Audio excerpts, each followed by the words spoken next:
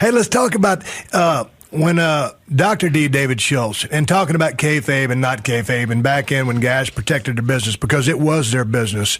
And, everything was predicated on the fact that this was real.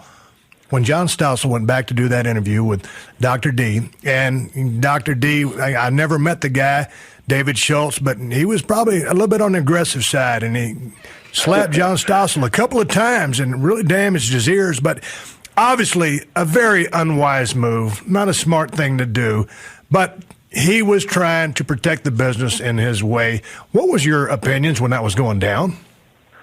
Well, I think Dave was stressed out at the time, but the real truth of it is that he did take pride in the business, and I think that when that happened with Stossel, his attitude was that I think he did it for the boys and did it for everybody. He thought that everyone would go, who is this punk to be, I thought he was trying to give credibility to, and I agree that it was probably not the smartest thing in the world, but that's how Dave was. Dave had a short fuse, and when he got himself worked up enough, he had a short fuse and could go off on anybody.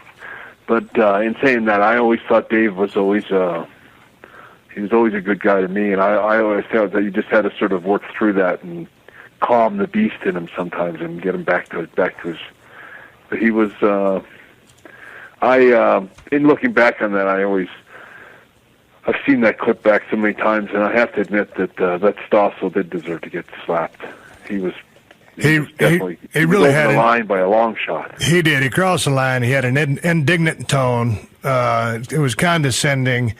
And if you're going to do that, if you're going to take that approach, the smartest place to do that isn't where he did that. Maybe in a studio there, where he had all his people around. Not that they would have done anything, but I think he picked the wrong person, the wrong place, and the wrong time to conduct that interview.